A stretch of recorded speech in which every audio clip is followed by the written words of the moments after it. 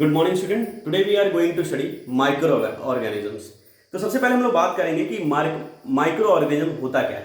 देखिए, माइक्रो का मतलब होता है सूक्ष्म, जो कि कोई चीज जो कि बहुत छोटा है या जिसका रेंज है 10⁻⁻⁶ मीटर, लगभग इतने छोटे होते हैं माइक्रो ऑर्गेनिज्म। दूसरी बात, हम इन्हें माइक्रो ऑर्गेनिज्म इसलिए कहते हैं क्योंकि हम इन्हें सिर्फ माइक्रोस्कोप से देख सकते हैं।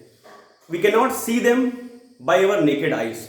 तो we can define microorganism like the organism which we can see by microscope and cannot be seen through naked eyes, yeah, we cannot see them by our naked eyes are known as microorganism। हमारा chapter है microorganism friend और फो। ये हमारे दुश्मन है या हमारे दोस्त, ठीक है। तो आई वुड लाइक टू से कि ये दोनों है।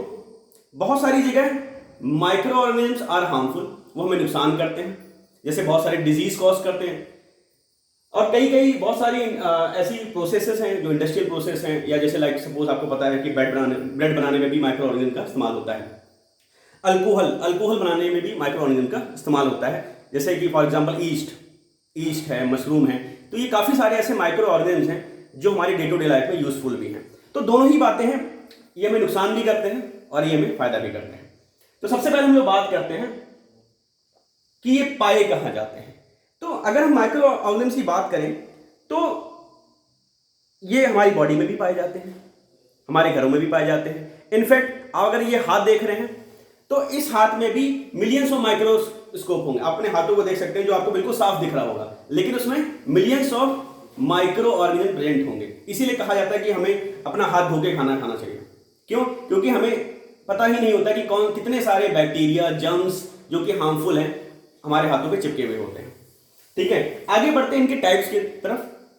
तो micro organisms are of 5 types, namely bacteria है हमारे पास सबसे पहले, फिर हमारे पास फंजाई है, प्रोटोजोअन्स होते हैं, एल्गी है और वायरस जो कि काफी खतरनाक होता है। तो सबसे पहले हम लोग बात करेंगे बैक्टीरिया की।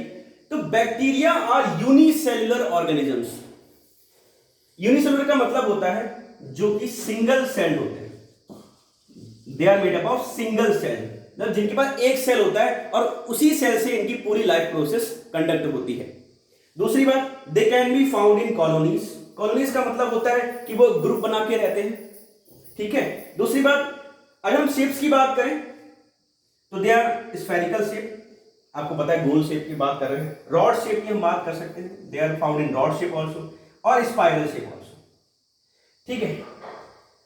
एग्जाम्पल है माइकोबैक्टीरियम ट्यूबरक्लोसिस, जो ट्यूबरक्लोसिस कॉज करता है। और भी बहुत सारे बैक्टीरिया के आप एग्जांपल ले सकते हैं, जैसे माइकोबैक्टीरियम ट्यूबरक्लोसिस तो हमने बात करी है। और लैक्टोबैसिलस बैक्टीरिया है, अगर आपने एक नाम सुना होगा लैक्टोबैसिलस बैक्टीरिया, लैक्टोबैसिलस बैक्टीरिया, ठीक है। अब ये जो बैक्टीरिया है ये हमारे लिए फायदेमंद है। क्यों? Because this is used in curdling of milk. घर में जो हम दही जमाते हैं वो इसी बैक्टीरिया की मदद से जमता है, ठीक है। तो used in curdling of milk, ठीक है। ये दूध से दही जमाने में हमारी मदद करता है। और बैक्टीरिया हमारे हार्मफुल, आपको पता है बहुत सारे बैक्टीरिया जो हमारे हार्मफुल है, दे कॉज मेनी डिजीजेस। अच्छा, एक चीज और, एक टर्म आता है, एक टर्म है पैथोजेंस। एक टर्म है पैथोजेंस। आई होप आपको पता होगा पैथोजेंस क्या होते हैं। Pathogens are those micro organism which causes disease. Micro organism which causes disease are known as pathogens. और you can write in your notebook, disease causing micro organism, disease causing micro organism, ठीक है। तो disease causing micro organisms are known as pathogens. जैसे for example हमने typhoid disease ले सकते हैं, pneumonia है, कॉलेरा हो सकता है, डिप्थेरिया है, ये सारे आपके बैक्टीरियल डिजीजेस हैं। Next coming to fungi. अब आगे हम लोग फंजाई की बात करेंगे कि फंजाई क्या होता है।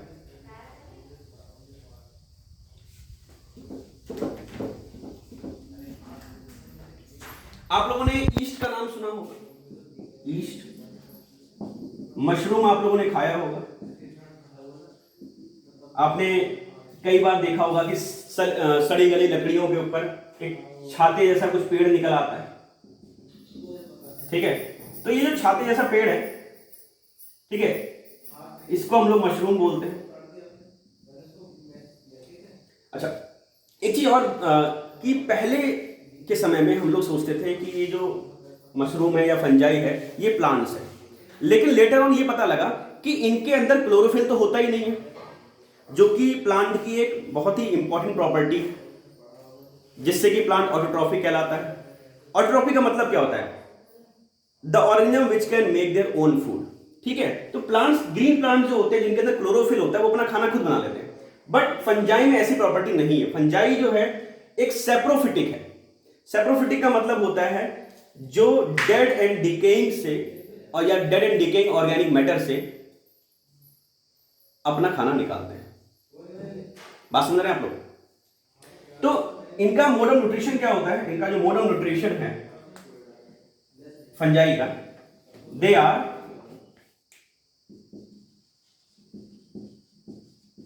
पैरासिटिक और you can say they are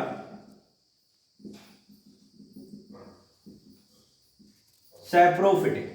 तो पैरासिटिक का मतलब होता है the organism which live on some host, जो किसी अदर लिविंग ऑर्गेनिज्म से अपना फूड डिराइव कर रहे हैं, या सैप्रोफिटिक जो किसी dead and decaying organic matter से अपना फूड डिराइव करते हैं, उनको हम लोग बोलते हैं सैप्रोफिटिक ऑर्गेनिजम्स। तो फंजाई क्या है? इट इज अ पैरासाइट और it can be saprophytic. Example हमारा फंजाई के, we can write yeast, bread moulds जो कि ब्रेड पे उगता है। आप लोगों ने देखा होगा कि अगर 2-4 दिन घर में ब्रेड पड़ा रह जाएगा तो ग्रीन ग्रीन सा हो जाता है, उसको हम लोग बोलते हैं ब्रेड माउल्स। और यू कैन राइट मशरूम। और एक चीज और लगे तो बता देता हूं कि जो फंजाई है, जितने भी आपको स्किन डिजीज होते हैं वो सारे के सारे फंगस होते हैं। जैसे शिंगल्स निकल आते हैं, शिंगल्स आपने सुना होगा, SHINGLES। आई होप सबको पता है शिंगल्स क्या होता है ना? दाग, खाज, खुजली, जिसके लिए आप लोग इच गार्ड, रिंगार्ड लगाते हैं। तो ये शिंगल्स है, ये भी एक फंगल डिजीज होती है, ठीक है।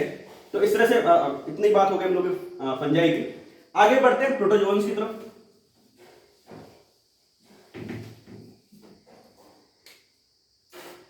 तो प्रोटोजोन्स क्या है? They are unicellular. यूनिसेलुलर का मतलब होता है दे आर सिंगल सेल्ड, है ना? यूनिसेलुलर का मतलब क्या है? They are single celled micro organism, ठीक है। मोस्टली एक्वेटिक होते हैं, they are found in water, mostly aquatic होते हैं। फॉर एग्जाम्पल आप लोगों ने अमीबा देखा है, पैरामीशियम देखा होगा, यूग्लिना देखा होगा, तो ये सारे आपके प्रोटोजोन्स होते हैं। एग्जाम्पल है हमारे पास अमीबा, पैरामीशियम,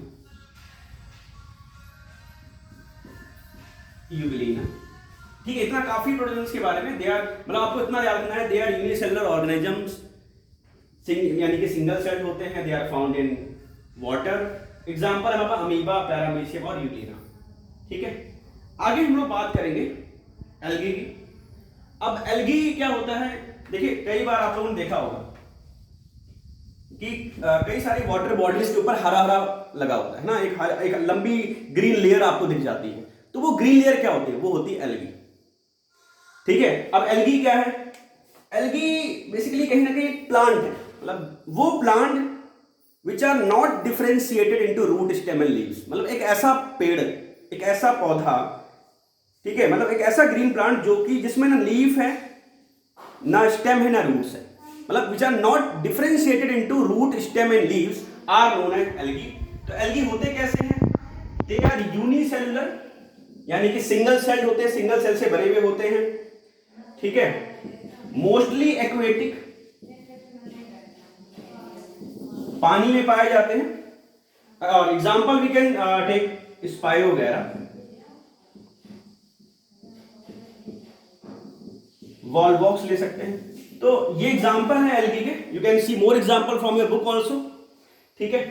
अच्छा, नेक्स्ट हम लोग बात करेंगे वायरस की, जो कि बहुत खतरनाक होता है ना। वायरस कभी भी हमारा दोस्त होता ही नहीं है। बाकी सब है कि बैक्टीरिया फंजाई वगैरह उनमें से कुछ ना कुछ कमर्शियल यूजेस के निकल आते हैं, बट जो वायरस है वो हमेशा हमारा दुश्मन ही होता है और बहुत ही खतरनाक होता है। इसकी दवाइयाँ बनाना भी बहुत मुश्किल होता है, ठीक है। जैसे कि आजकल कोरोना वायरस फैला हुआ है, आप लोग देख सकते हैं कि पूरी दुनिया में मतलब इंटरनेशनली इसने तबाही मचा रखी है, इजंट इट। तो वायरस, दूसरी बात, अच्छा वायरस को हम लोग लिविंग भी नहीं कह सकते, नॉन लिविंग भी नहीं कह सकते, मतलब दे आर बॉर्डर लाइन, मतलब they lie on a border line, मतलब हम इन्हें ऑर्गेनिजम्स भी नहीं कह सकते हैं। क्यों? क्योंकि लिविंग होते ही नहीं है, बट जैसे ही इसे कोई लिविंग सेल मिलेगा ये अपना काम शुरू कर देते हैं, मतलब इट कैन रेप्लिकेट, ये मल्टीप्लाई होने लगता है अपनी अपनी बॉडी में जाकर, दूसरे की बॉडी में जाकर। बात समझ रहे हैं? तो virus are very harmful, they lie on border line, they lie on border line between living and non living, ठीक है। तो इन्हें हम लिविंग भी नहीं कह सकते, नॉन लिविंग भी नहीं कह सकते, कुछ बिटवीन में होते हैं। बॉडी के बाहर ये इनएक्टिव हैं, लेकिन जैसे ही आपकी बॉडी के अंदर आते हैं ये एक्टिव हो जाते हैं और अपना रिप्रोडक्शन शुरू कर देते हैं, ठीक है। बहुत सारे डिजीजेस हैं जो वायरस से कॉज होते हैं, for example influenza virus, for example I can write here influenza virus, ठीक है। You can note each and every point in the copy also, जैसे जैसे मैं बोल रहा हूं आप लोग नोट कर सकते हैं,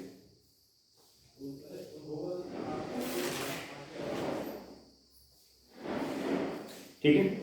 तो वायरस में अगर और भी अगर डिसीजेस के नाम जो आप काफी फेमस हैं, इन्फ्लुएंजा वायरस हो गया, you can note AIDS also, AIDS is also an virus, है ना। हम लोग एड्स वायरस की भी बात कर सकते हैं। तो एड्स भी एक वायरल डिसीज है। आई होप आप सबको फुल फॉर्म बताओगे, एड्स की फुल फॉर्म क्या होती है? It is acquired immunodeficiency syndrome, है ना।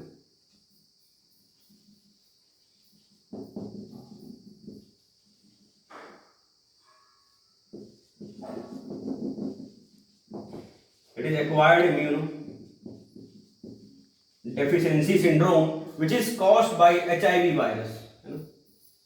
AIDS is caused by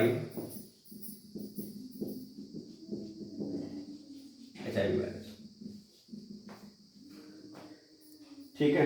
example में काफी सारे हो गए, इन्फ्लुएंजा वायरस ले लिया हम लोगों ने, एड्स वायरस ले सकते हैं हम लोग, कोरोना वायरस ले सकते हो। So that's all for today. In the next class we will discuss useful microorganisms. Thank you.